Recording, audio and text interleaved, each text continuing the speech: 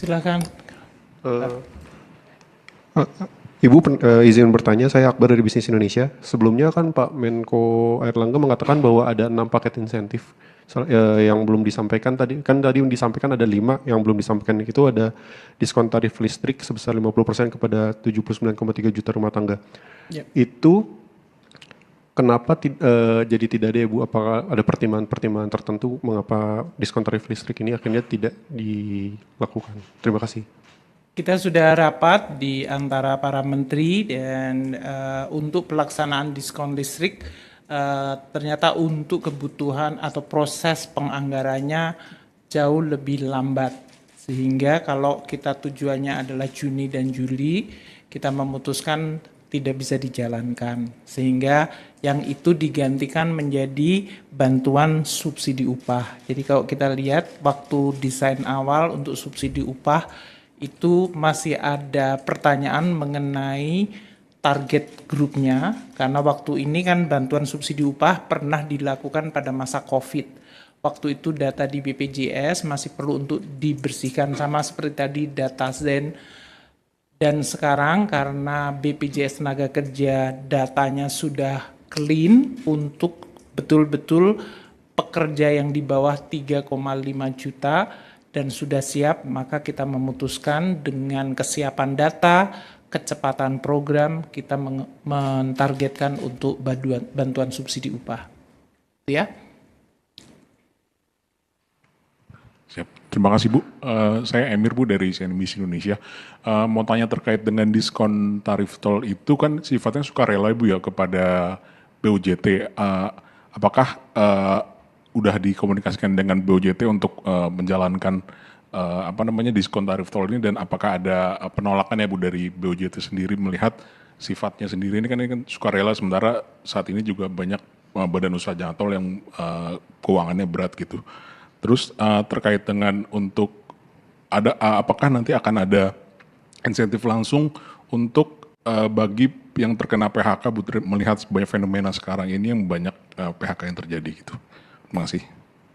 Untuk yang tadi diskon tarif tol, Kementerian PU telah melakukan surat edaran. Memang betul ini kan non APBN, jadi badan BUJT tadi, Badan Usaha Jalan Tol yang akan melakukan. Kita selama ini tetap akan memantau mengenai hitung-hitungan bisnis mereka.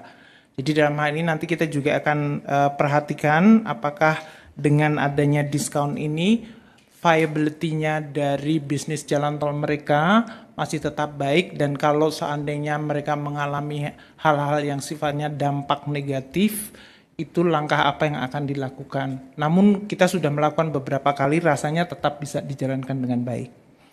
Yang kedua tadi apa pertanyaannya? Oh, untuk yang PHK. Ya tadi memang yang berhubungan dengan pekerja di industri yang labor intensif, yang kita berikan adalah kemungkinan kalau terjadi kehilangan pekerjaan, mereka mendapatkan jaminan kehilangan pekerjaan. Dan ini iurannya kita berikan diskon 50%. Untuk diketahui saja oleh teman-teman bahwa untuk JKK ini APBN sudah memberikan top up bantuan supaya BPJS bisa memberikan JKK untuk para pekerja yang kehilangan pekerjaan dengan sekaligus mengambil JKK tersebut. Sehingga ini tetap BPJS Kesehatan Keuangannya tetap ada, APBN memberikan dukungan langsung, dan para pekerja yang mengalami kehilangan pekerjaan akan diberikan juga jaminan kehilangan pekerjaan. Pemerintah terus akan mengakselerasi berbagai program-program yang bisa menciptakan kesempatan kerja. Tadi telah diinventarisir. Pertama, untuk anggaran bagi rehabilitasi sekolah. Itu dilakukan untuk Kementerian Dikdasmen, renovasi sekolah, itu akan segera dilakukan untuk sekitar 300.000 sekolah dengan anggaran 16,9 triliun. Ini sudah mulai dijalankan. Yang kedua, Menteri PU juga akan mengakselerasi pembangunan irigasi, ya Pak Menteri, dalam hal ini untuk mendukung ketahanan pangan.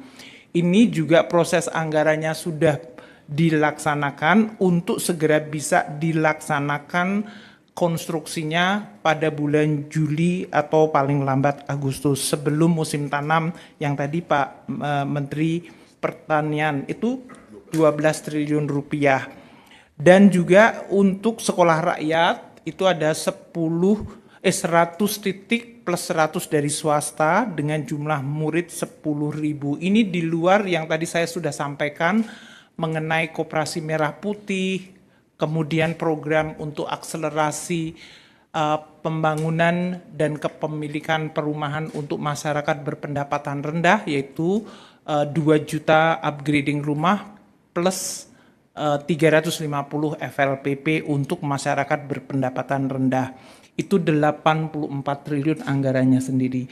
Jadi banyak program yang dibiayai APBN langsung yang diharapkan bisa memberikan kesempatan kerja kepada masyarakat yang ini diharapkan bisa menurunkan berbagai ekses dari persaingan di tingkat global terutama untuk industri padat karya.